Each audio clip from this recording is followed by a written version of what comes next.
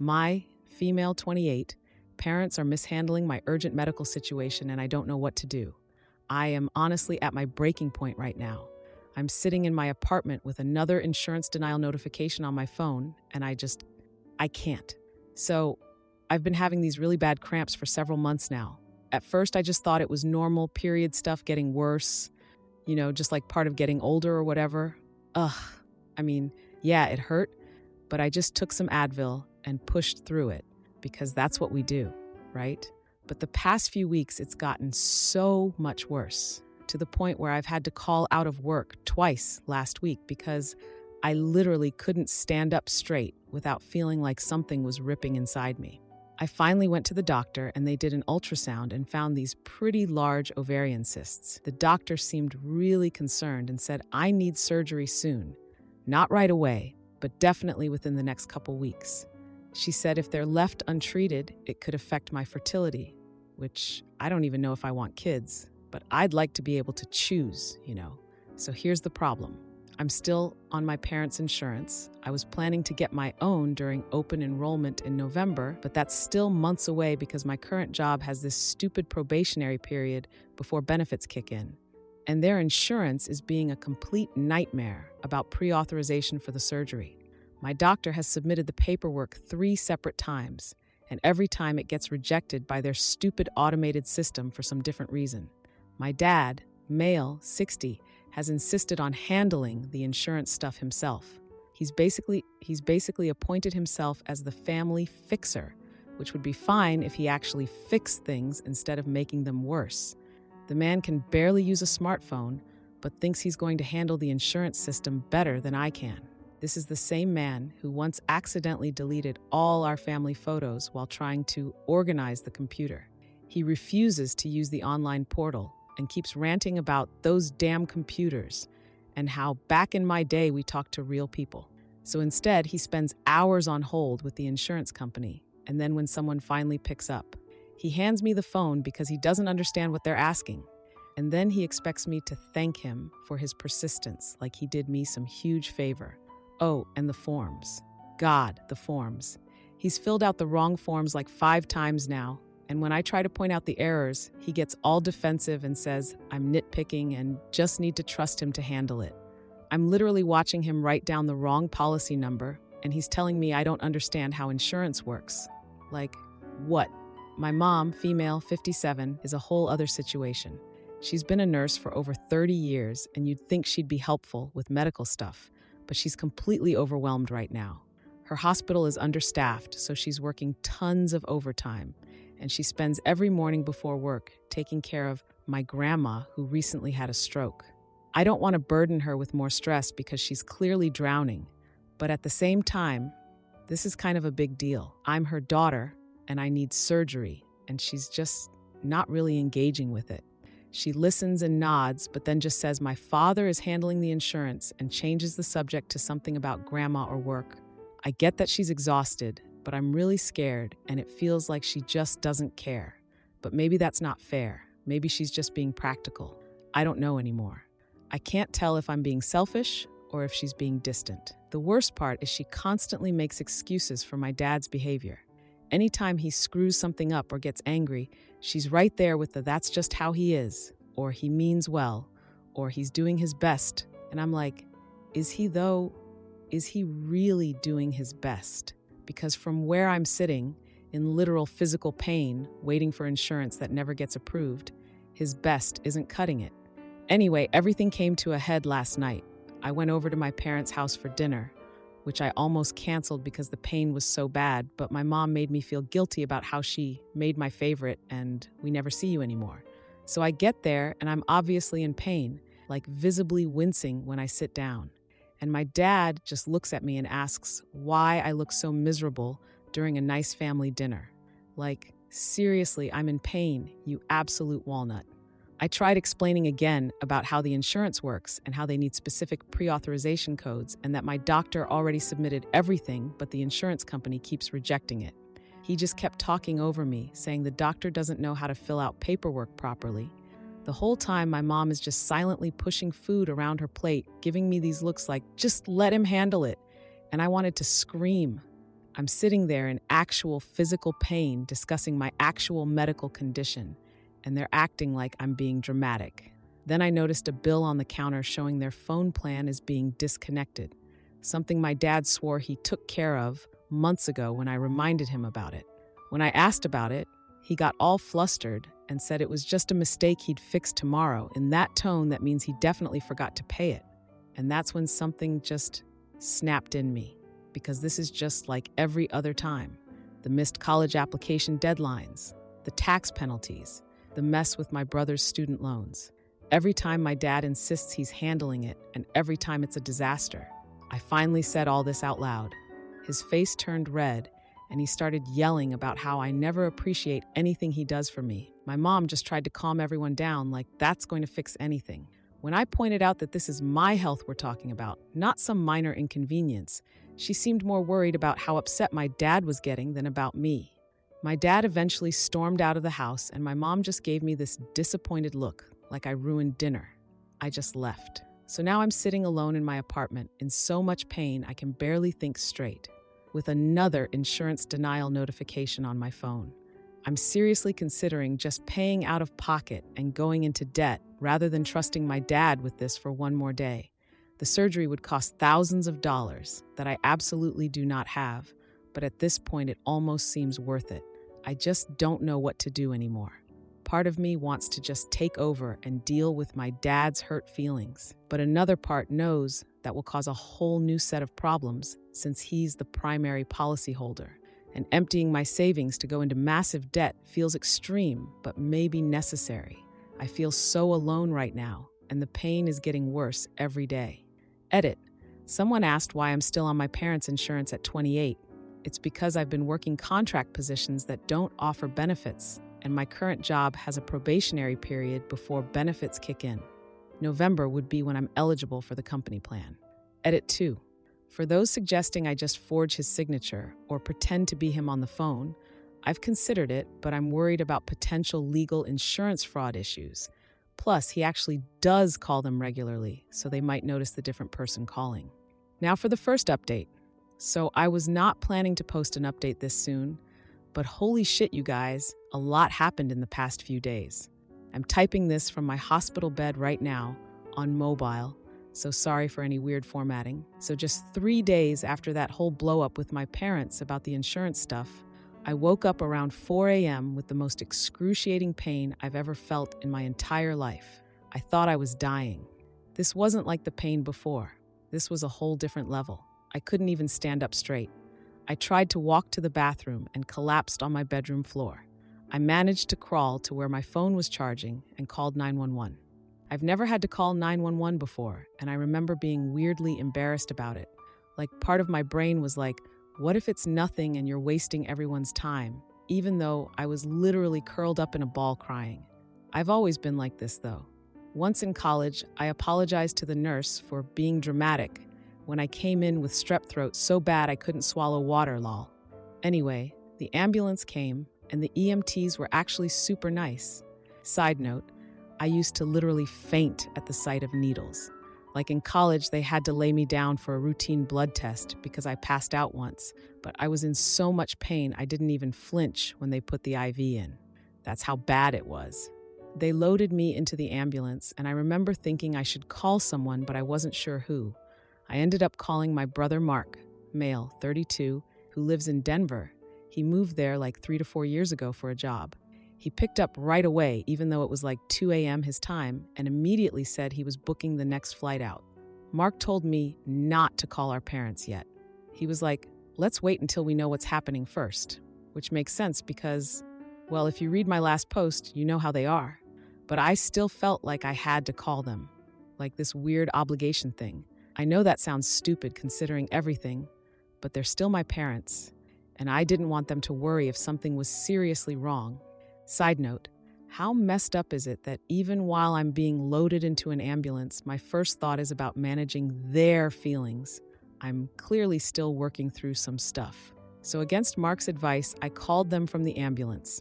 My dad didn't pick up, found out later his phone was on silent, so I called my mom. She sounded half asleep, and I told her I was in an ambulance headed to Memorial Hospital. She immediately started asking all these detailed questions I couldn't answer, and then said she needed to wake up my dad and they'd be there as soon as possible. When I got to the ER, they did an ultrasound right away and basically confirmed what I already figured. One of the cysts had ruptured and I was bleeding internally. The doctor said I needed surgery within the next 48 hours or the situation could get significantly more complicated, which I'm pretty sure was doctor speak for really bad. And then came the insurance conversation. The billing person explained that without insurance pre-authorization, I was looking at a bill of tens of thousands of dollars, which made me want to throw up. I mean, I'm pretty good with savings. I've been putting away money for a down payment on a condo for like 3 years, skipped vacations and everything, and was about halfway to my goal, but this would completely wipe me out and then some. My dad showed up first, maybe an hour after I got there. He was carrying this super messy folder with papers sticking out everywhere, and some of them had what looked like coffee stains. He immediately went into take charge mode before even asking how I was feeling. Like the nurse came in to check my vitals, and he literally stepped between us and started explaining my medical history to her, getting half of it wrong, by the way. Then when the doctor came in to discuss surgery options, my dad literally introduced himself before I could even speak. Like, "Hello, I'm Richard, Emma's father," and then immediately started asking questions without letting me talk. Every time I tried to describe my symptoms, he would interrupt with, "Well, actually, what she means is," or, "That's not exactly right. She's been feeling this way for, like I don't know my own body." And then, I swear this happened, he started telling the doctor about his own kidney stones from like 10 years ago and how he knows what this kind of pain is like and trying to compare them to what I'm going through. The doctor kept trying to redirect back to me, but my dad just kept talking. My mom showed up about an hour after my dad. She was still in her scrubs from her overnight shift and looked completely exhausted. But instead of coming over to check on Emmy first, she went straight to my dad and asked if he'd eaten breakfast yet. Like, what? Your daughter is in the hospital, and your first concern is whether your husband has eaten. I also noticed her phone kept buzzing the whole time. She'd check it, get this worried look, type something quickly, then try to focus back on what was happening. Later, I found out it was all messages about my grandma's care. Then, someone from the billing department came in to discuss the insurance situation. This is where things got ugly. My dad immediately got all confrontational, telling this poor woman that she doesn't understand how insurance works and that she needs to check her facts. The billing lady just calmly explained that she's been dealing with this specific insurance company for years and knows exactly how their authorization process works. My mom stepped in to smooth things over like she always does, giving me this look that clearly meant, "Just let your dad handle it." And I was just lying there in pain, thinking I can't believe this is happening again. Here's the worst part. While my dad went to get coffee and my mom stepped out to take a call about grandma, a different billing person came in with some paperwork. She mentioned something about the final notices, and I was like, "What final notices?"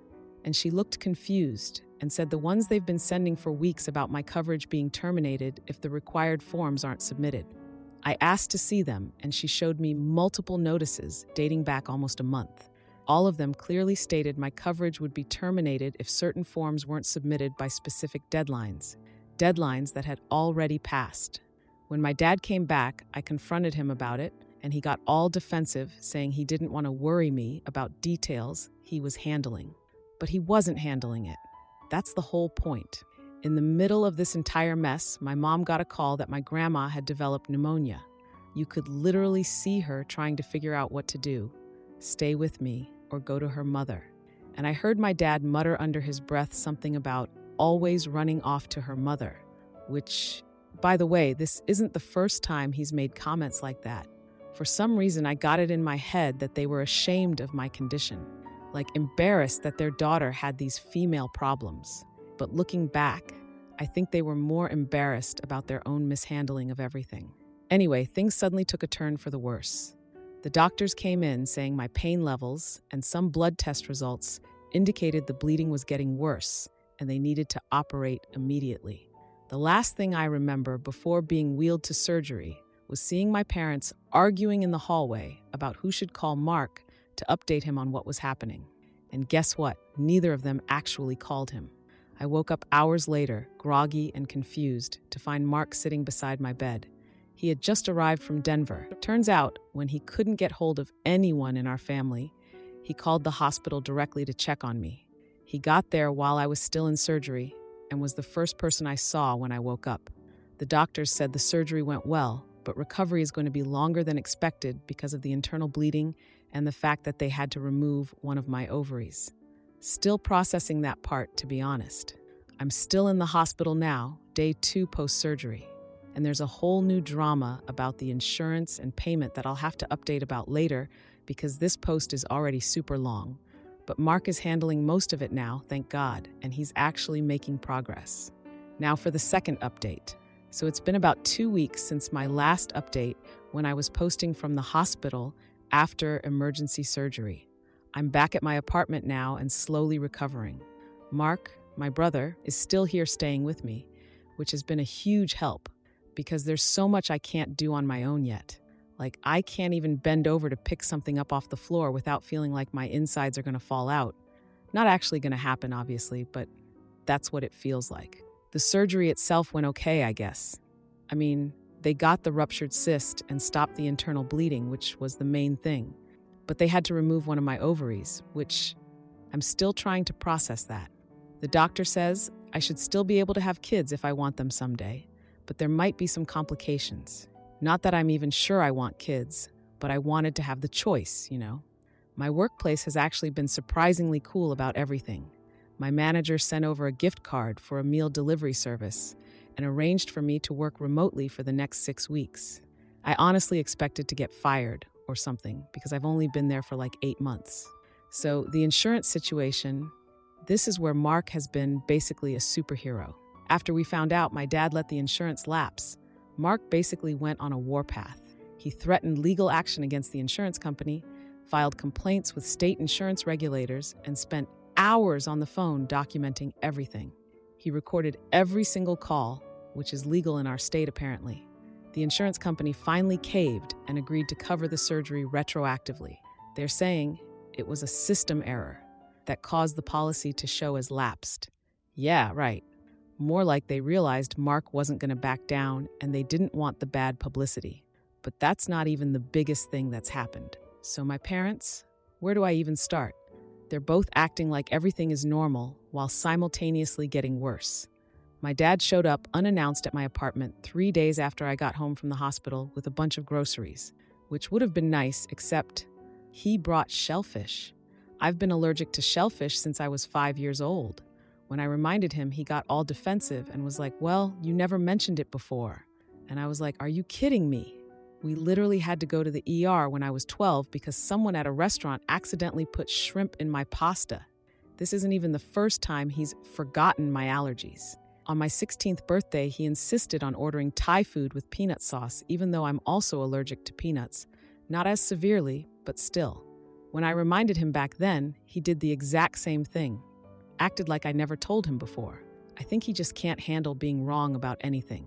My mom has been stopping by between her shifts, but she basically just uses me as her therapist. She'll sit on the edge of my bed and talk for an hour straight about my grandma's health problems and how my dad is getting more and more forgetful and how she's so stressed about everything. Like, I am literally recovering from major surgery.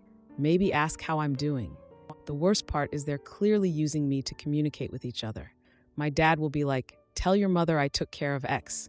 And my mom will say, "Remind your father he needs to do Y," instead of just talking to each other. It's exhausting. But here's the part that's really messed up. So a few days ago, the hospital requested some of my old medical records as part of my follow-up care plan. Mark was helping me organize all the paperwork when he noticed something weird in my childhood medical history. There was a record from when I was 14 for what I was always told was appendicitis. I remember being in the hospital for like 3 days and missing a school dance I was really looking forward to.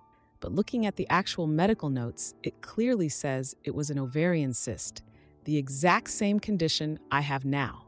And not only that, but there were notes indicating the doctors had told my parents it was likely genetic and would probably recur as I got older. They knew. They knew about this condition for 14 years and never told me. All those times I complained about bad cramps, all those times I mentioned weird pain on my right side, they just said I was being dramatic or that all women have period pain.